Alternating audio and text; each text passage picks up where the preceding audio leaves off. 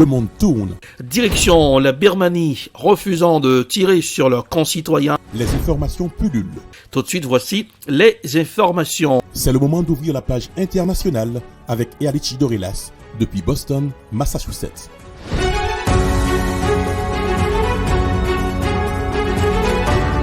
Mesdames, Messieurs, bonsoir. Troisième sortie de la page internationale au Grand Journal du 14h. Depuis la newsroom de la capitale des grandes universités du monde, Boston, Massachusetts, Erlich Dorelas pour présenter cette page internationale. À Jacques Mel pour présenter le Grand Journal, Joannel François et Smith Jean-Julien, Rubans sur les manœuvres techniques. Bonsoir aux auditeurs de la radio évangélique Hosanna 102.3 FM à Jacques Mel. Volodymyr Zelensky s'est adressé au Parlement irlandais.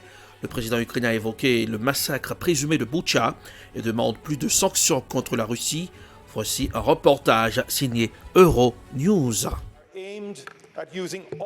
Volodymyr Zelensky s'est adressé au Parlement irlandais ce mercredi. Encore sous le choc du massacre présumé de Boutcha, le président ukrainien a tenu à remercier l'Irlande, pays historiquement neutre, pour son soutien au peuple ukrainien et lui a demandé d'intervenir pour renforcer les sanctions occidentales contre la Russie.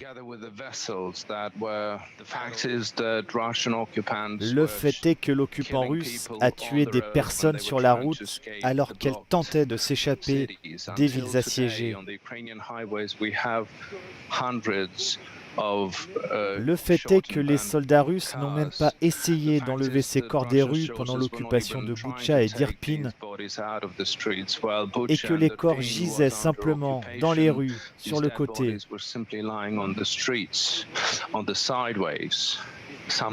Certains dirigeants politiques, dirigeants d'entreprises, pensent encore que la guerre et les crimes de guerre ne sont pas quelque chose d'aussi terrible que les pertes financières. Je suis sûr que vos dirigeants peuvent faire la différence et changer cela. Les images des cadavres de civils retrouvés dans les rues de Boutcha ont choqué jusqu'aux alliés de Moscou. La Chine a évoqué des images profondément dérangeantes et l'Inde exige qu'une enquête indépendante soit menée.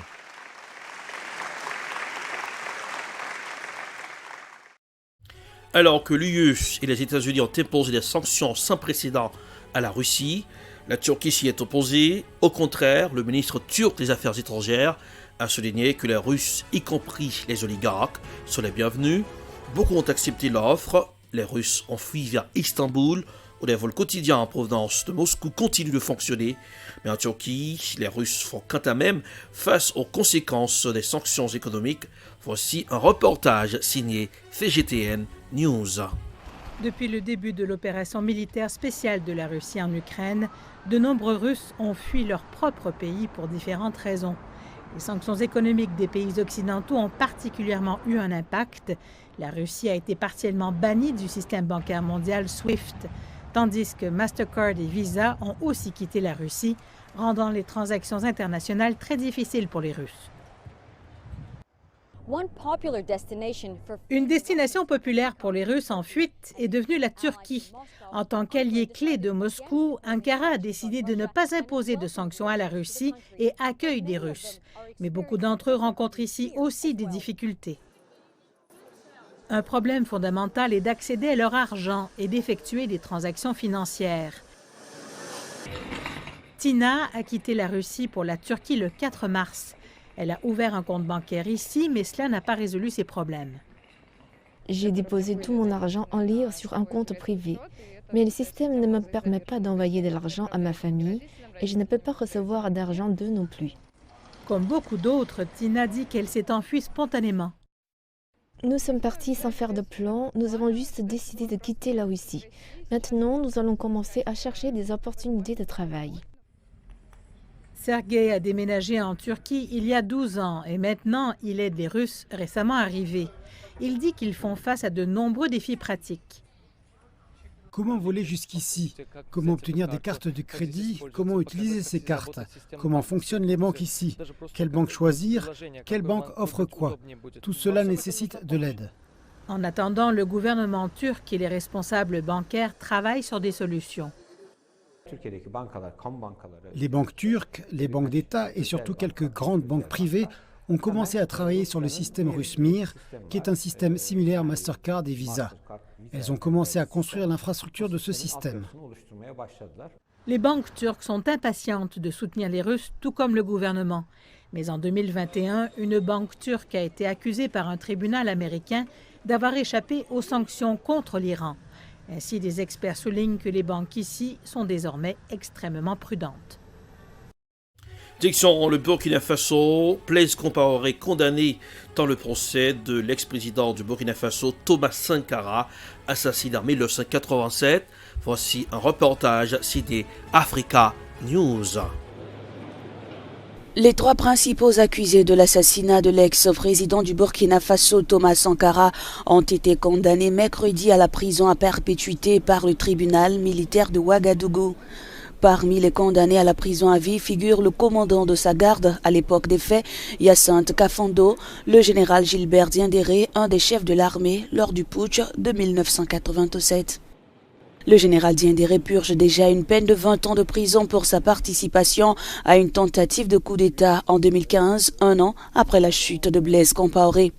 L'ancien chef de l'État burkinabé exilé en Côte d'Ivoire a lui aussi été condamné à la prison à perpétuité. Les trois hommes sont condamnés pour attentat à la sûreté de l'État. Blaise Compaoré et Gilbert Diendéré sont également reconnus coupables de complicité d'assassinat et Hyacinthe Kafando soupçonné d'avoir mené le commando qui a tué Thomas Sankara. Thomas Sankara a été tué avec 12 de ses compagnons lors d'une réunion au siège du Conseil national de la Révolution à Ouagadougou le 15 octobre 1987. Il avait 37 ans.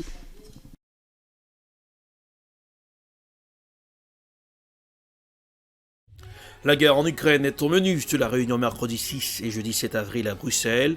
Les ministres des Affaires étrangères des pays de l'OTAN qui doivent notamment discuter avec leurs homologues ukrainiens. Dmytro Kuleba, les besoins des forces armées ukrainiennes. Voici un décryptage avec le reporter de France 24 pour un décryptage de la situation. La réunion a commencé en début d'après-midi.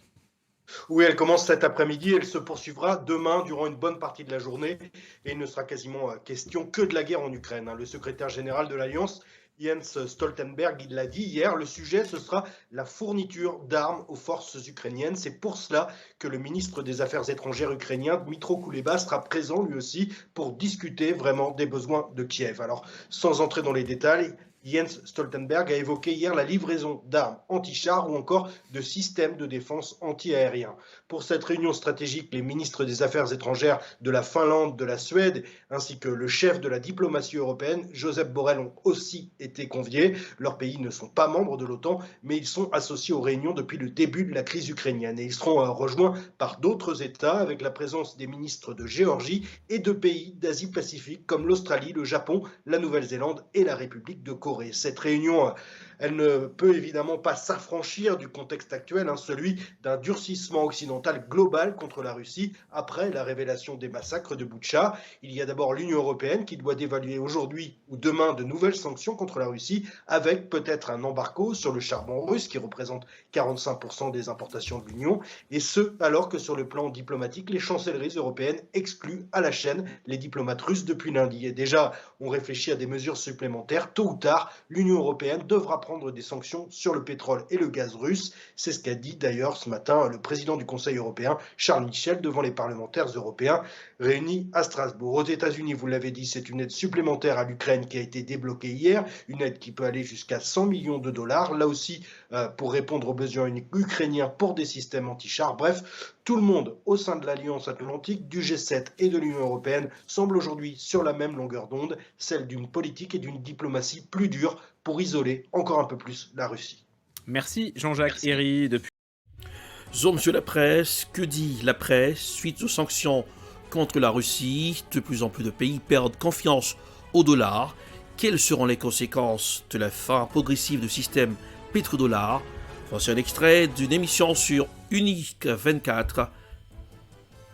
La question est, quelles seraient les conséquences de la fin progressive du système pétrodollar et surtout, donc, si on envisage cette fin du système pétrodollar, quelle serait la conséquence pour l'Europe, pour notre système, pour l'euro?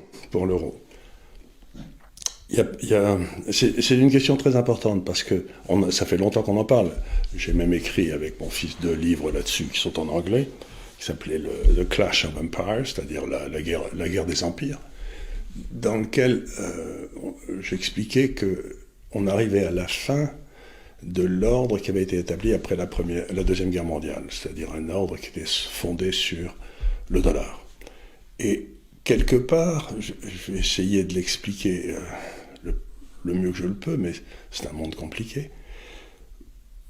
Si vous réfléchissez à la notion de banque centrale, vous savez, qui est dans le fond celle qui contrôle le système monétaire d'un pays, vous aviez toutes les banques centrales qui contrôlaient le système monétaire de leur pays. Et puis au-dessus, on avait mis la Réserve fédérale américaine qui contrôlait non seulement la liquidité, le système monétaire de leur pays, mais la liquidité de toutes les autres banques centrales. Et ça a commencé, on l'avait vu précédemment dans les années 30, post-années 30. Ça ne s'est pas fait dans les années 30, mais ça s'est fait officiellement à partir de 1945, c'était Bretton Woods, etc. Voilà. Et ce qui est en train de se passer, c'est que, en raison des décisions qu'ont prises les États-Unis, comme par exemple l'extraterritorialisation du droit américain sur le dollar, ce qu'on a vu beaucoup la semaine dernière, qu'on a beaucoup vu la semaine dernière, eh bien ça veut dire qu'il y a tout un tas de pays qui ne peuvent plus accepter cette espèce de magistrature des États-Unis sur leurs transactions, sur leur monnaie. Donc on voit partout une espèce de retour vers la souveraineté des pays, et ça veut dire que donc le dollar va perdre son rôle éminent. Et ce qui se passait depuis, il faut le savoir, en 44-45, je ne me souviens plus exactement de la date, il y avait eu une réunion entre Ibn Saoud, qui était donc celui qui avait créé l'Arabie Saoudite, et Franklin Roosevelt sur un croiseur américain dans le Golfe Persique, dans lequel il avait été décidé que le pétrole serait toujours en dollars, et que la contrepartie serait que les États-Unis protégeraient toujours l'Arabie Saoudite militairement. C'était le deal.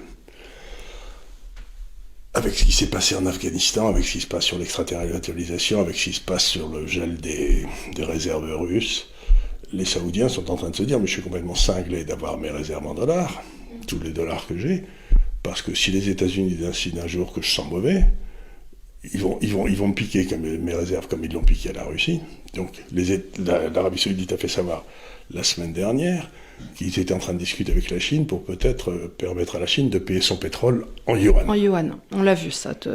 Et la Russie a fait savoir qu'elle était en train de négocier avec le deuxième plus gros importateur mondial de pétrole, je crois, qui est l'Inde, pour que l'Inde puisse payer en roupies. Donc aussi en sortant du dollar. Du pétrodollar. Du pétrodollar. Ce qui veut dire que d'un seul coup, la dictature du dollar... On prend un sacré coup. Elle n'existe plus.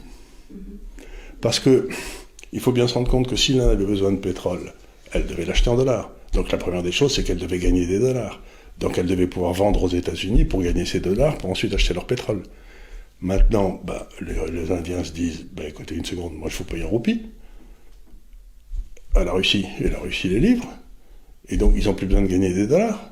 Alors la question que je me pose, c'est, ok, alors imaginons l'Arabie Saoudite échange avec la Chine et paye en yuan. Voilà, c'est la fin de la page internationale au grand journal du 14 pour aujourd'hui. Présentation Erlich Dorelas, production et prod, réalisation Télé Beltop pour le compte de la radio évangélique Hosanna 102.3 FM à Jacmel.